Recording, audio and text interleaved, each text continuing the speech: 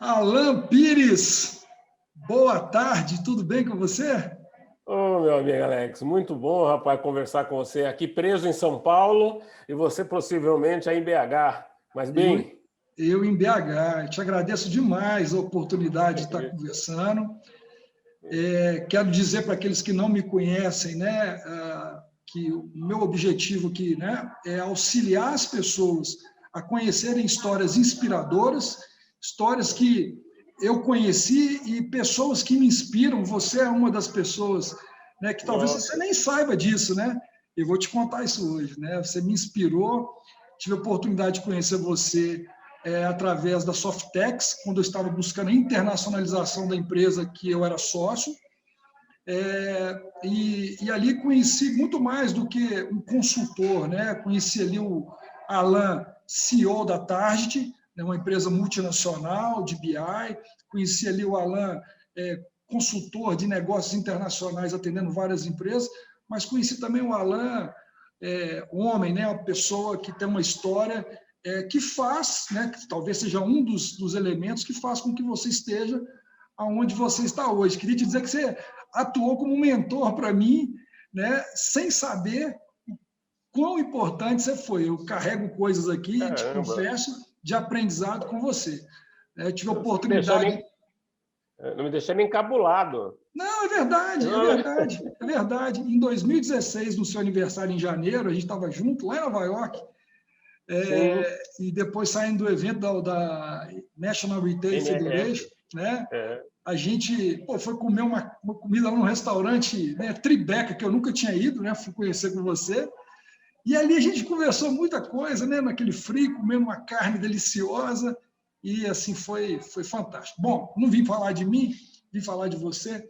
Alan, conta aqui para as pessoas, né, que estão aí buscando uma posição, ou aquelas que estão recomeçando, né, depois de alguns percalços. Conta para elas aqui quem é o Alan, né? O que o Alan hoje faz, qual que é a posição que ele ocupa, está com a camisa da Target aí, atua ainda, né, nos Estados Unidos, eu sei que você é CEO do Brasil e também na Operação Texas. Conta para nós. poxa, rapaz, vamos começar falando assim, o meu papel hoje, né? A gente não a gente está nesse momento, e nos últimos 10 anos, liderando a operação da Target para toda a América Latina e também para uma parte do território americano. Mas com uma equipe que com um potencial, e hoje a gente já tem clientes atendendo dessa equipe da América Latina, atendendo clientes no Oriente Médio, na Ásia, na Europa, diretamente. Isso é muito, eu fico muito feliz. Não é uma felicidade do Alan de estar liderando essa equipe, é uma felicidade de que eu estou permitindo que pessoas cresçam e explorem novos horizontes. Eu faço esse papel na Target, faço esse papel mais recentemente, estão vendo também da Retail Pro, que é outra operação americana que pediu para dar um apoio para eles ter uma estrutura no Brasil.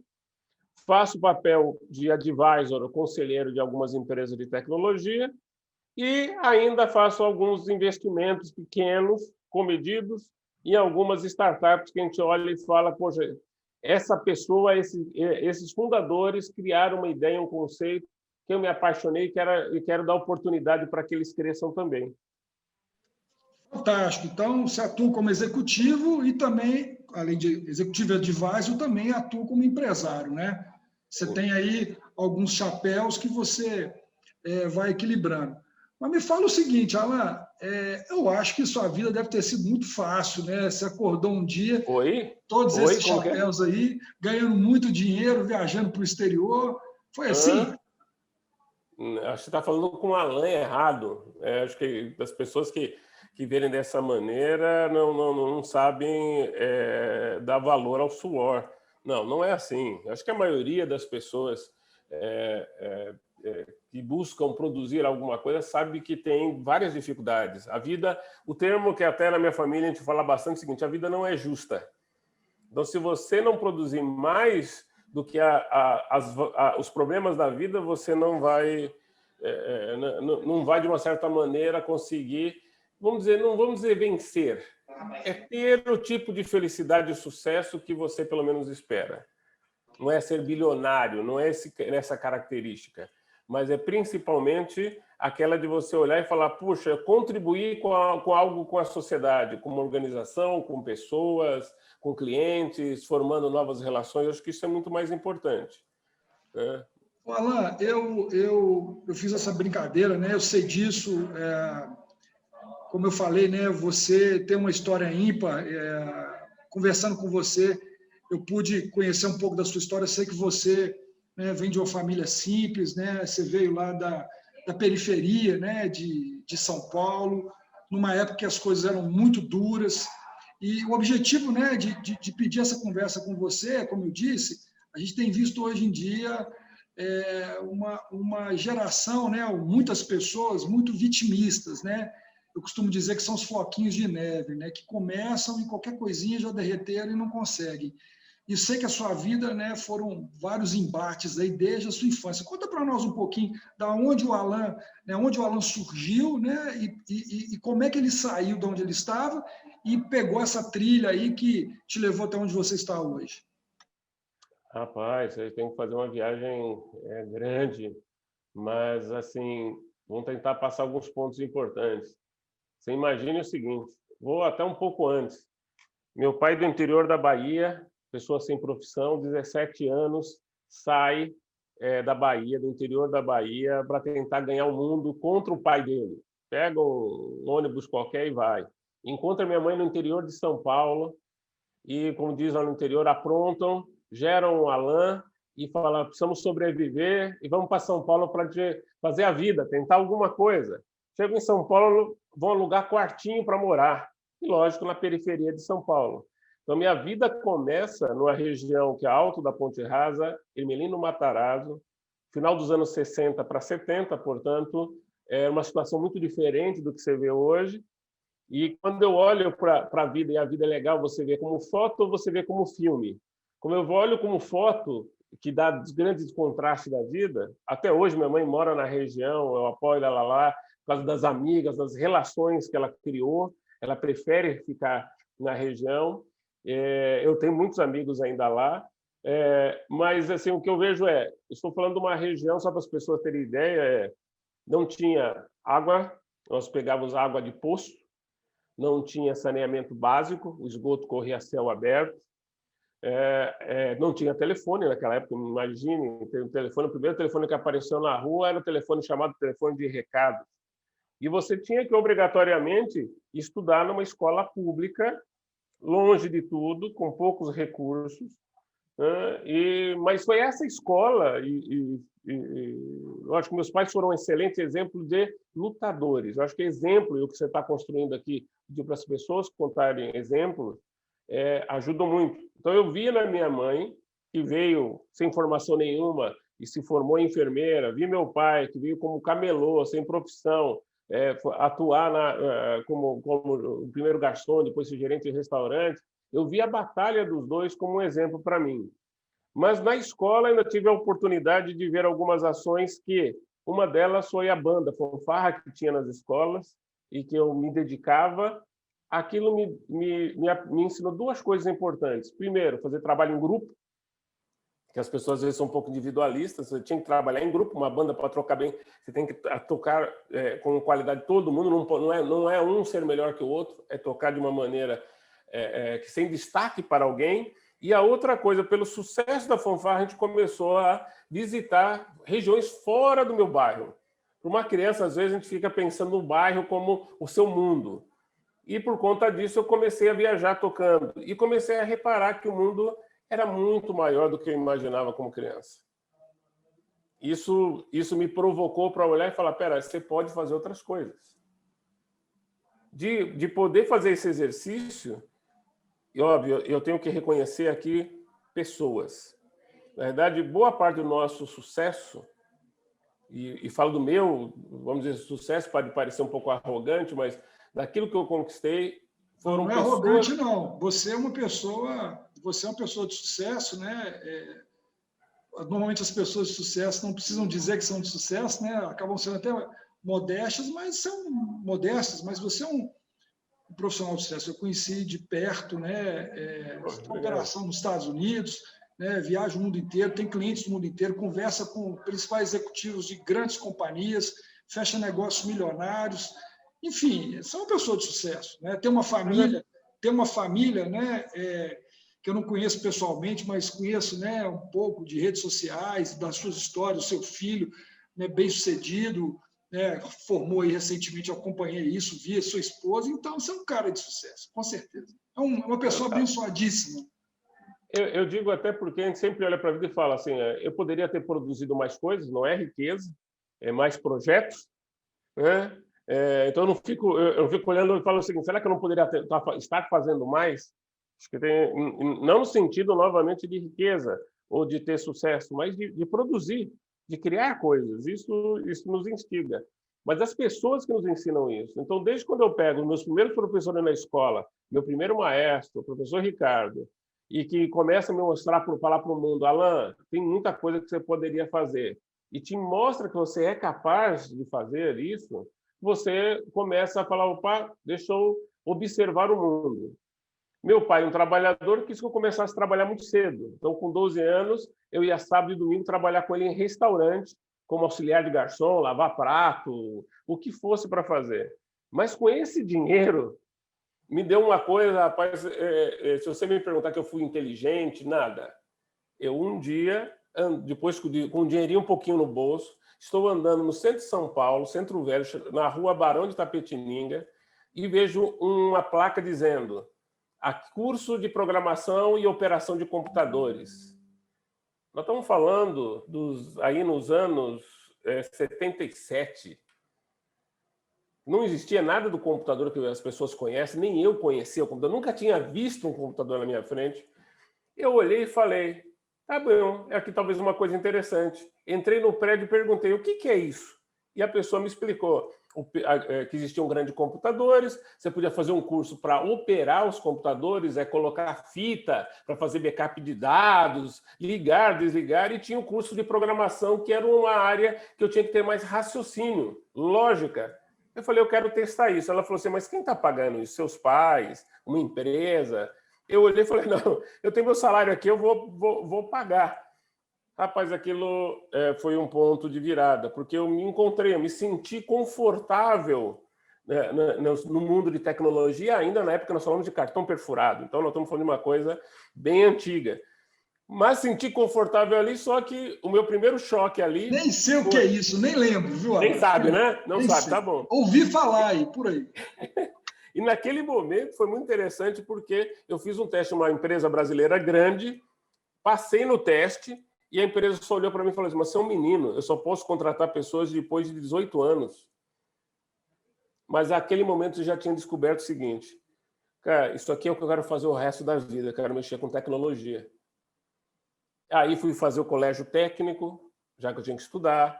Ao fazer o colégio técnico, já fazia alguns estágios, alguns desenvolvimentos, e na faculdade decidi fazer uma loucura e falar, não quero fazer programação básica, quero fazer algo complexo, porque a gente tem sempre um lado que a gente acredita que pode mudar o mundo, e fui fazer matemática. Tudo isso me levou ao quê? E aí eu digo, não é só o Alan, são características. O momento era de forte demanda, como até hoje, forte demanda por pessoas para trabalhar com tecnologia. Eu simplesmente aproveitei e tomei a decisão de vou embarcar nisso. Desenvolvendo software com a demanda, 19 anos eu abro minha primeira empresa para desenvolver software para outras empresas. Com que dinheiro? Nada. Nada. Uma salinha alugada na rua 7 de Abril, junto com o meu sócio. E começamos. Fizemos uma empresa de organização por 15 anos, aprendendo todas as dificuldades que o Brasil tem, as dificuldades de investimento, tudo. Foi uma escola divina. Empreender é uma coisa assim, que não precisa ser só empreender de você ser dono de uma organização, mas empreender mesmo dentro de uma organização, criar algo novo, assumir risco. Durante esses 15 anos foi muito interessante, até o momento que não é o caso agora, decidi vender para o meu sócio a minha parte. Fiz um pequeno patrimônio, e naquele momento eu tomei uma decisão muito importante, que foi, tem algumas coisas que me deixam desconfortáveis para poder fazer o trabalho melhor. Uma delas era, na época, eu não falava nada em inglês. Peguei uma parte então, dessa receita e decidi fazer o seguinte: vou para os Estados Unidos ficar um curso de imersão de inglês para poder, pelo menos, voltar confortável para poder participar de uma conversa. Essas pequenas ações, cara, assim, eu digo que foi tudo o seguinte: você vai conquistando o primeiro saláriozinho que você tem com 12 anos e investe num curso, foi construindo novos salários, o salário que eu tinha com 19 anos montando a empresa, da empresa, o dinheiro que eu peguei, novamente investi para fazer um curso, do curso fiz a mesma coisa com MBA internacional e, naturalmente, com a disposição de fazer as coisas, várias outras pessoas, e novamente entram as pessoas aqui, que vão te conhecendo no meio do caminho e falam: Alain, acho que você tem facilidade para resolver tal problema, acho que você faz isso bem. E começaram a nos convidar para participar de vários projetos, para chegar no final de um dia, depois de muito de experiência como empreendedor, de experiência como executivo para empresas internacionais, poder olhar e falar: bom, agora eu posso continuar trabalhando como executivo, posso trabalhar como consultor, ajudando outras empresas com a experiência, posso também continuar investindo e ajudando outras organizações a crescer, porque o que é o mais importante de tudo isso, que nos leva a fazer isso, é: que mundo você quer deixar? O que você quer construir? Aí é óbvio que isso nos dá a possibilidade de quê?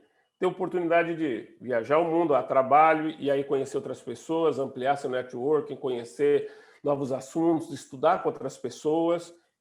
Primeiro, sempre nós estamos falando aqui, as pessoas vão se ligando a tudo que nós fazemos. E óbvio, e assim que você vai aprendendo, você vai olhando e também tem que, óbvio, aproveitar a vida.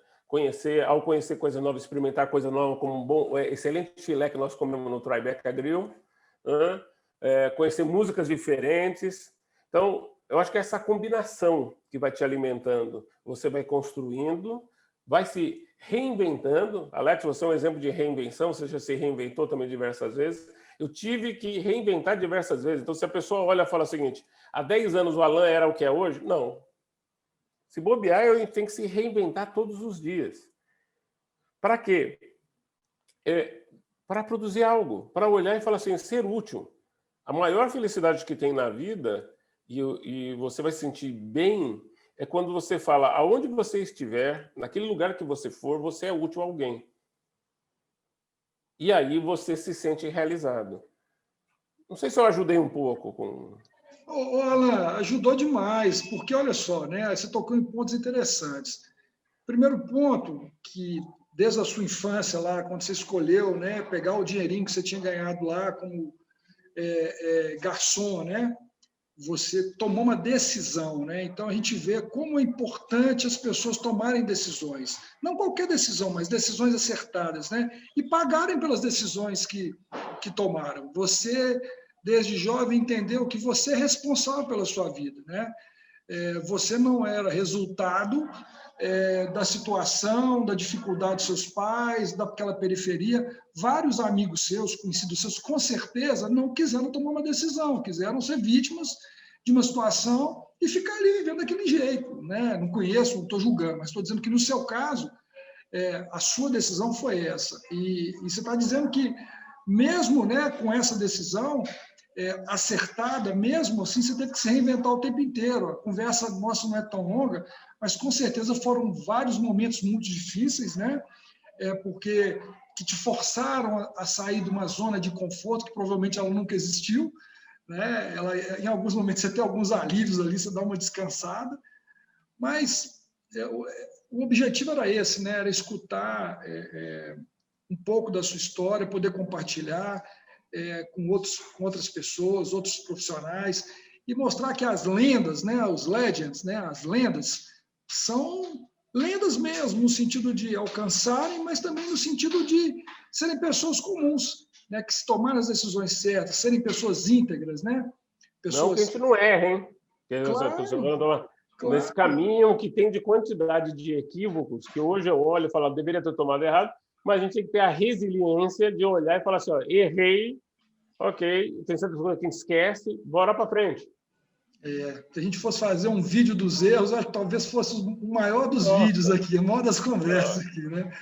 Mas, enfim, né? Alan, obrigado demais, viu, pelo seu tempo, pela sua experiência. Eu tenho certeza que esse depoimento aqui vai ajudar muitas pessoas e que, se não ajudar muitas, que ajude né, que impacte a vida das pessoas, porque eu tenho aprendido, né, que muito mais importante do que ser popular, mais importante de tudo é ser relevante. Né? Gostei da frase, vou usar, hein? Gostei da frase. É verdade. Eu acho que eu quero ser relevante na vida das pessoas, tenho certeza que esse é o seu objetivo, pelo que eu te conheço, né? E ser relevante na vida de uma pessoa já faz muita diferença, com certeza. Isso se propaga, é exponencial e a gente não sabe, né? Que é o que você faz com a sua vida também, cara. Muito obrigado. Procure fazer. Você faz, eu sei disso que você faz. E conte conosco. Foram alguns minutinhos batendo papo, mas se precisar de alguma coisa mais longa, nós estamos aqui para colaborar. Obrigado demais, Alan. Sucesso, Valeu, e Deus continue te abençoando. Um abração. Amém, para todos nós. Tchau, tchau. Tchau, tchau.